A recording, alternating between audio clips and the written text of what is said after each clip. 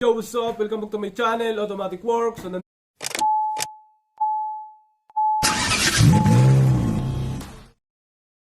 yan, Automatic Works. May customer tayong Toyota Wigo 1KR 1KRA. So, ito ay 2017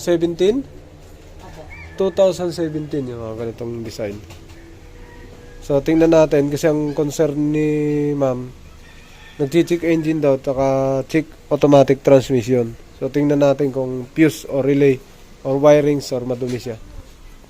Yon, ito ay kakaibang sakit ng Toyota Wigo o natin susi. Yan, complete, may check engine, lahat ng indicator lumabas.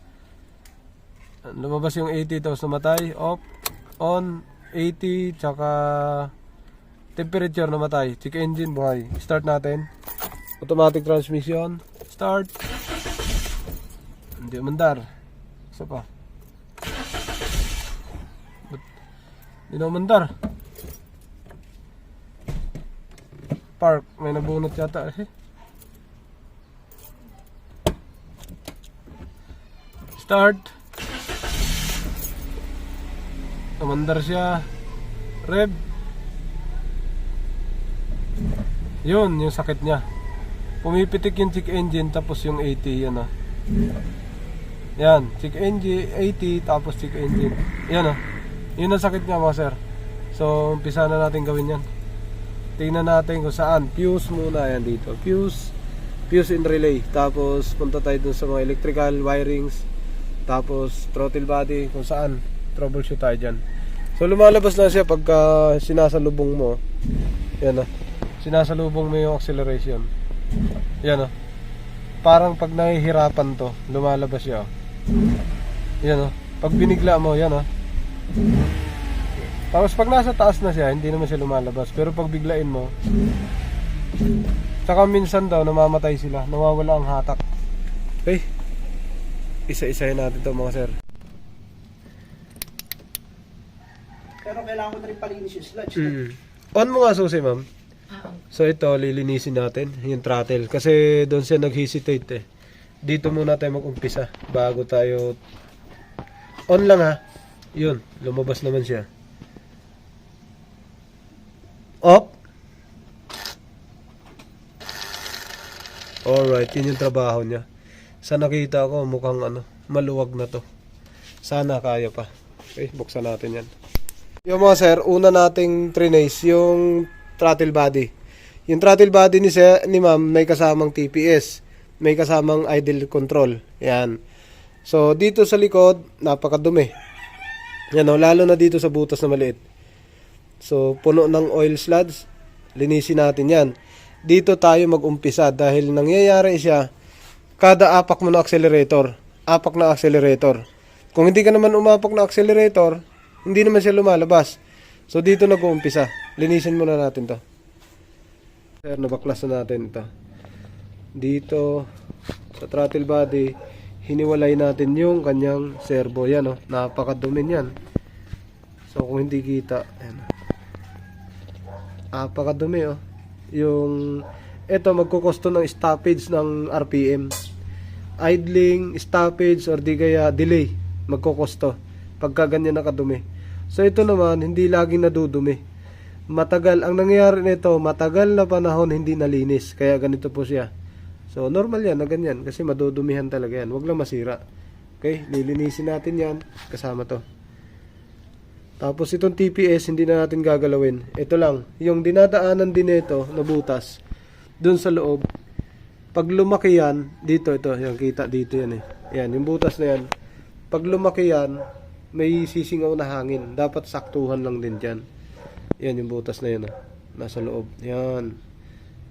May butas. Sir, umpisa tayo na maglinis. Ito na. Yan. Maitim siya kanina. Ayan na. Paikot yan. Papuputiin talaga yan. So,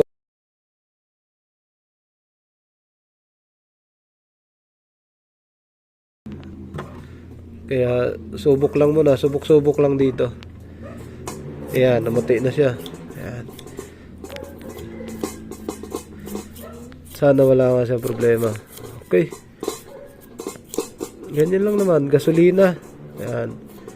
Ayan, oh, may mga lamat na siya. Yung lamat na yan, ito. Sa ano yan? Doon yan sa bakal, sa loob. Yan. Kailangan tanggalin mo yan. Hindi magiging smooth ang pasok nito pagka mayroong mga lamat. Yung iba, pagka may kaya, talaga pinapalitan na nila. Yan. Oh. Pag walang kaya, linisan na lang. Yan, tanggalin natin lahat ng dumi. Oh, kita na siya. Talagang kita mo na plastic na talaga to. Ayan, plastic na siya. Ayan, kita nyo na. Tapos ang ilalim nito, spring. Pwede natin ikutin to, pwede rin hindi. Hayaan lang natin. Okay na. Tapos, buhos ulit. Kasi original naman to. Matagal masira to mga ganito. Okay. Sir, ito, sobrang dumi niyan sa ilalim. Ayan. Yung ilalim niya, puro ano, ayan. So, puro ano na to, yun o. Talagang oil naipon na parang langis. Ayan, sa loob. Tanggalin natin lahat yan. Tapon na natin to. Napakadumi. Halos lahat nandito na. Buhangin. Buhangin, alikabok, langis. Tapon natin to. Tapos linis ulit. Isa pa.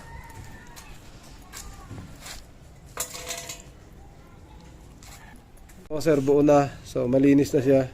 In and out. Ayan na.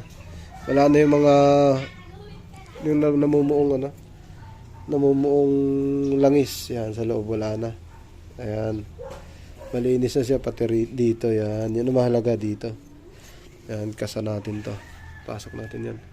Yun, salpak na natin mga sir. Ito na, buo na siya. Yan, kakaiba yung throttle body nito. Plastic lang. Parang Ford Escape. Plastic lang din. Pero matibay naman to. Ba't ganun? Binaklas din ba to? Binaklas din to, no? Umangat to. Binaklas to, yung TPS. Umangat to. Hindi naman pinakialaman yan. Ibalik natin. Binaklas nila to. Sige. Nakakabit na mga sir, yung ating throttle body. 3 tornilyo lang. 1, 2, 3.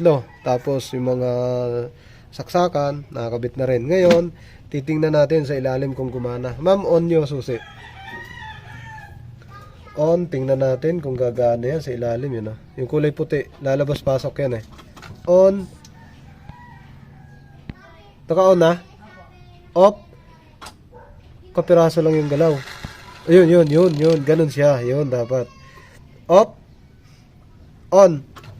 Yun, ang on niya kapiraso lang. Ang off niya, doble. Off. Yan, alright. So, nagpapump siya. So, kabit na natin yung ibabaw. Start tayo. Kasi kung papaandarin natin, wala siyang purge valve, pero pwede naman siguro paandarin natin. Okay, ako magpapaandar. Ka lang. Kasi apakan ko. Paandarin natin. Kasi apakan ko, pipitikin ko yung cambio. Yan. On. Mag-check engine to normally kasi may nandun yung purge valve, hindi pa nakasaksak. Start. Matagal kumagat. Naka-on ang 80. Yan. Mataas ang idle, walang purge valve. Rev natin. Isa pa. Salubungin natin yung mukha kanina. Rev, mataas. Isa pa.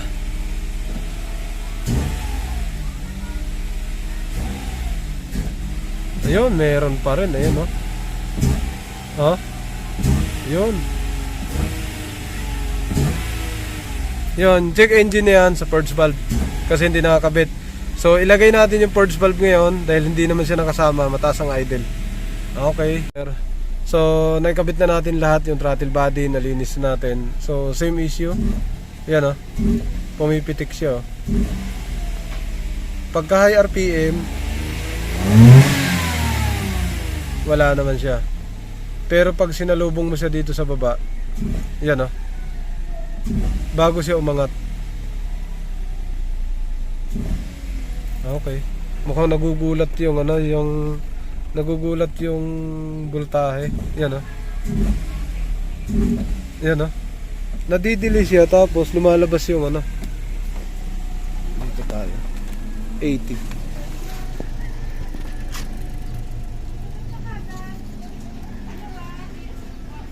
Tingnan natin lahat ng fuse na to.